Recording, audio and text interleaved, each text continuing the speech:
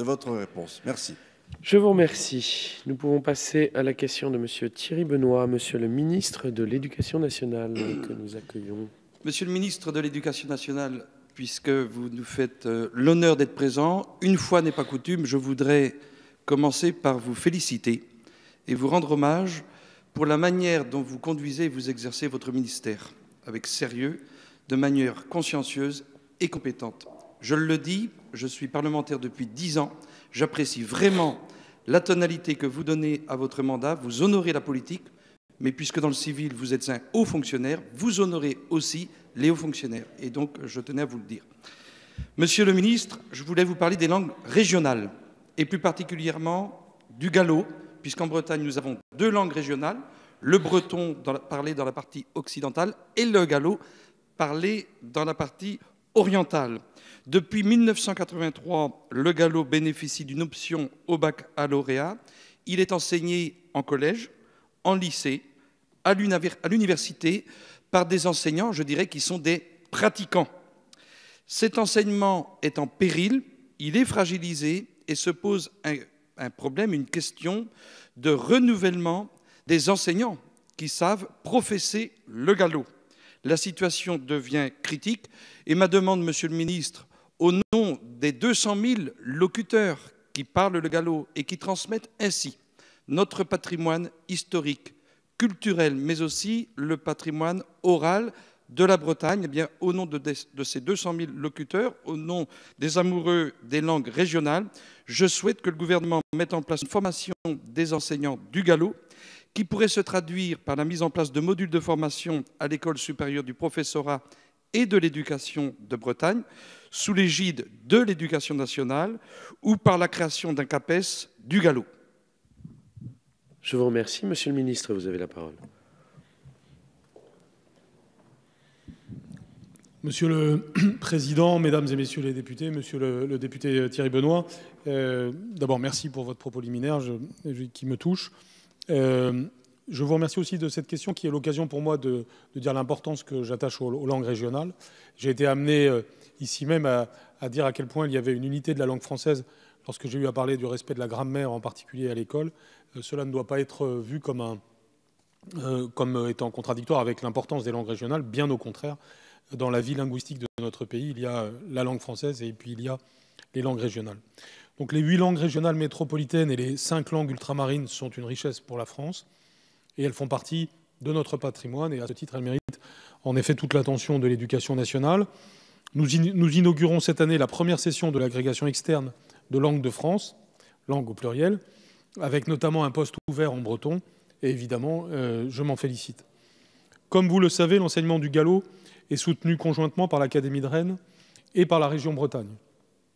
Un enseignement facultatif de la 6e à la classe terminale a été implanté dans 5 collèges et 6 lycées, dans 3 départements. Cela concerne environ 500 élèves dans ces établissements publics. Les élèves de l'Académie de Rennes peuvent présenter le gallo au baccalauréat comme option facultative. Ce choix a concerné 229 élèves en 2016, 239 élèves en 2017. Le 14 décembre 2015, le recteur a signé pour l'État, aux côtés du préfet, une convention spécifique pour la transmission des langues de Bretagne et le développement de leurs usages dans la vie quotidienne. Cela a donc été signé avec le président du Conseil régional de Bretagne et avec les présidents des universités de Bretagne occidentale et de Rennes 2. Dans ce cadre, l'État s'engage à pourvoir les places vacantes dans les filières existantes et à offrir une sensibilisation à la langue et à la culture régionale dans le premier degré, ainsi qu'à développer l'offre de formation dans le second degré. L'Académie s'est aussi engagée à diffuser des ressources pédagogiques d'apprentissage du gallo et de découverte de la culture galaise, d'aider à l'intervention dans les écoles d'animateurs galaisans issus du monde associatif, et enfin d'aider à la professionnalisation d'étudiants galaisans afin d'étoffer le vivier d'intervenants.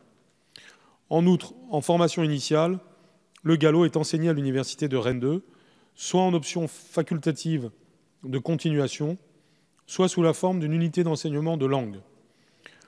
Enfin, dans le cadre de la feuille de route Langues et cultures régionales 2017-2021 de l'Académie, les écoles et établissements scolaires de l'Est de l'Académie sont incités à développer des volets culturels, des modules de sport et de jeux, des projets autour du patrimoine prenant appui sur la langue et la culture galaise. Cette initiative se concrétise en 2017-2018 par une formation proposée aux professeurs des écoles d'Ille-et-Vilaine, 2 sessions de 2 jours rassemblant 19 stagiaires par session sur la langue et la culture galaise et la mise en œuvre de projets pédagogiques s'appuyant sur le gallo et ses composantes culturelles sont ainsi programmées. Monsieur le député, vous le voyez, nous prenons au sérieux ce sujet très fortement et soyez assuré que l'Académie de Rennes va poursuivre ses efforts dans les prochaines années en lien avec le Conseil régional pour assurer la transmission du gallo dans les meilleures conditions possibles. Je vous remercie. Je vous remercie. Vous souhaitiez Je remercie naturellement Monsieur le ministre pour sa réponse et je compte justement, je dirais, sur vous, votre compétence. Je sais que le ministre ne peut pas se préoccuper de tout, mais vraiment, si l'État peut être moteur dans cette affaire, notamment en région, eh bien, je crois que ce sera quelque chose de précieux parce qu'il s'agit de notre patrimoine breton. Moi, je suis naturellement républicain, démocrate, député représentant les citoyens, mais vraiment attaché aussi à la question des racines, à la question de l'histoire et de la culture, tout en étant ouvert sur la question européenne. C'est d'ailleurs pour ça que je suis aussi l'auteur, avec d'autres parlementaires, de propositions de loi sur la charte européenne des langues régionales, sujet dont nous aurons à retravailler. Mais vraiment, je souhaiterais qu'on puisse, peut-être sous votre égide, réunir les parties prenantes pour voir quelles initiatives on peut mettre en œuvre au niveau régional pour fortifier la formation d'enseignants du gallo en Bretagne. Je vous remercie encore pour votre réponse. Je vous remercie.